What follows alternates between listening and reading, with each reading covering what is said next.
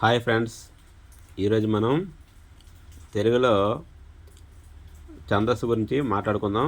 దాంట్లో ముఖ్యమైన టాపిక్ ఏంటంటే వృత్త పద్యాలు. మనకు తెలుగులో వృత్త పద్యాలు అనేవి 4 రకాలు.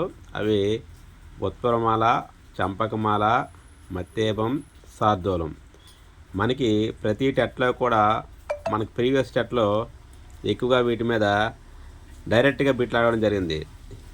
ఈ లక్షణాలు ఇచ్చేసి ఇది ఏ పద్యం, లేదా ఉత్తమాల్లో గణాలేంటి, లేక ఉత్తమాల్లో యతిస్థానం ఎన్నో అక్షరం, ఈ విధంగా అడగడం జరిగింది. కాబట్టి ఇది చాలా ఇంపార్టెంట్ టాపిక్. కాబట్టి దీన్ని సులువుగా ఏ విధంగా గుర్తుంచుకోవాలో కూడా నేను చెప్తాను. నేను ఏ విధంగా అయితే గుర్తుంచుకున్నానో మీకు కూడా సులువుగా గుర్తుంచుకోవడానికి చెప్తాను. ఒకసారి చూద్దాం. ఒకటి ఉత్తరమాల. ఉత్తరమాలలో సాధారణంగా మనకి 20 అక్షరాలు ఉంటాయి. 20 అక్షరాలు ఉంటాయి కాబట్టి 20 అక్షరాల్లో సగం ఎంత 10. కాబట్టి ఆ విధంగా గుర్తుంచుకోండి. ఉత్తరమాలలో యతిస్థానం 10వ అక్షరం. 20 అక్షరాలు ఉంటాయి కాబట్టి 20లో సగం 10. కాబట్టి ఆ విధంగా గుర్తుంచుకోండి. 20 అక్షరం. ఈ ఉత్తరమాల 20 అక్షరాలకి యతిస్థానం 10వ అక్షరం. ఉత్తరమాలలో గణాలు ఏంటంటే భరణ బబరవ. ఉత్తరమాలలో ఉన్న గణాలు ఏంటి? భరణ బబరవ. నెక్స్ట్ చంపకమాల. చంపకమాలలో 21 అక్షరాలు ఉంటాయి. చంపకమాలలో యతిస్థానం ఏంటంటే 11వ అక్షరం. చంపకమాలలో ఎలా గుర్తుంచుకుంటారంటే 21 అక్షరాల్లో మనకి చివర 1 ఉంది కాబట్టి 21లో 1 ఉంది కాబట్టి ఆ విధంగా గుర్తుంచుకోండి. 1 కాబట్టి 11 అలా గుర్తుంచుకోండి. చంపకమాలలో అక్షరాల సంఖ్య 21.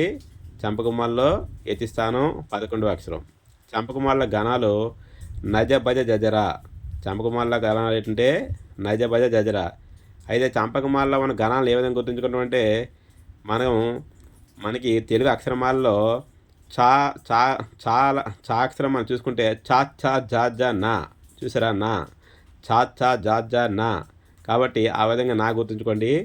ఆ వర్ణమాలలో ఆ వరుస క్రమంలో మనకి చా లైన్లో ఏమొస్తుంది? లాస్ట్లో నా వస్తుంది. కాబట్టి ఆ విధంగా గుర్తుంచుకోండి. నాతో స్టార్ట్ అవుద్ది అనమాట. చంపకమాల, నజ భజ జజరా గణాలు ఉంటాయి. అలా గుర్తుంచుకుంటే మీకు ఈజీ గుర్తుంటుంది. చంపకమాలలో 21 అక్షరాలు కాబట్టి 21 అక్షరాలని 21లో 1 లాస్ట్ ఉంది కాబట్టి ఆ విధంగా గుర్తుంచుకుంటే అది కంటిన్యూ అవుతుందన్నమాట. కాబట్టి యతిస్థానం 11 అక్షరం. 3 మత్తేపం. మత్తేపంలో అక్షరాలు 20. మత్తేపంలో అక్షరాలని 20. దీన్ని ఏ విధంగా గుర్తుంచుకుంటుంటే మత్తేపం సాధారణంగా మా ఉంది కాబట్టి గణం అనేది మాతో స్టార్ట్ అవుతుంది. మత్తేపంలో ఏముంది? ఫస్ట్ అక్షరం మా ఉంది కాబట్టి దాంట్లో ఫస్ట్ గణం అనేది ఆ మాతో స్టార్ట్ అవుతుంది. కాబట్టి మత్తేపం అనేది సబరానమయవ. మత్తేపంలోని గణాలు సబరానమయవ. మత్తేపం శార్దూలం 2 చూసుకుంటే మీకు మత్తేపంలో గణాలు మాతో స్టార్ట్ అవ్వు అని గుర్తుంచుకుంటే సబరానమయవ అని మీరు అలా విధంగా గుర్తుంచుకోవడానికి ఈజీగా ఉంటుంది. మత్తేపంలో అక్షరాలు 20 కాబట్టి దీంట్లో యతిస్థానం 14. ఈ మత్తేపం శార్దూలం యతిస్థానం డిఫరెంట్గా ఉంటుంది చూసుకోండి. మత్తేపంలో యతిస్థానం 14వ అక్షరం. నెక్స్ట్ శార్దూలం. శార్దూలంలో అక్షరాలు 19. శార్దూలంలో ఫస్ట్ అక్షరం సా కాబట్టి గణాలు అనేవి సాతో స్టార్ట్ అవ్వవు. కాబట్టి శార్దూలంలో గణాలు అనేవి మసజస సతగా. శార్దూలంలో గణాలు మసజస సతగా. శార్దూలంలో యతిస్థానం 13 అక్షరం. దీన్ని ఏ విధంగా గుర్తుంచుకుంటారంటే శార్దూలంలో 19లో 9 ఉంది కదా, ఆ 9ని తిరిగేస్తే 6 అవుద్ది కదా. కాబట్టి 6 అంటే ఆ 19లో 6 తీస్తే ఎంత అవుద్ది? 13 కదా. ఆ విధంగా గుర్తుంచుకోండి.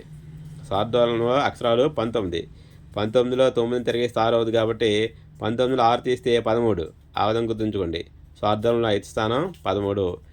ఈ విధంగా గుర్తుంచుకుంటే మీకు ఈజీగా తర్వాత మనం ప్రతి దీంట్లో కంపల్సరీ ఒక బిట్టు మన ప్రీవియస్ సెట్లో అడగడం జరిగింది. కాబట్టి వీటిని బాగా గుర్తుంచుకోండి.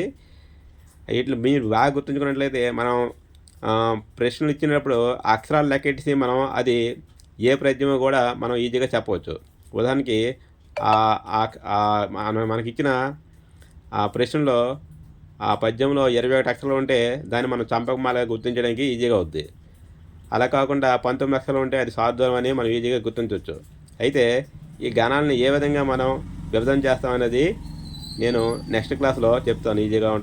ఈజీగా చెప్తాను. మీకు ఆల్రెడీ తెలిసే ఉంటుంది. ఈ టేబుల్ అనేది ఇది పద్యాన్ని గణ విభజన చేయడానికి యమాత రాజమానస అనే ఒక టేబుల్ ఉంటుంది. ఆ టేబుల్ ప్రకారం ఈజీగా చేయొచ్చు. లేకుండా ఇంకొకటి కూడా ఉంటుంది, ఈజీగా ఉంటుంది. అది కూడా చెప్పడానికి ట్రై చేస్తాను. దాంట్లో కూడా మీకు ఈజీగా అర్థమవుద్ది. నెక్స్ట్ క్లాస్లో అది కంటిన్యూ చేస్తాను.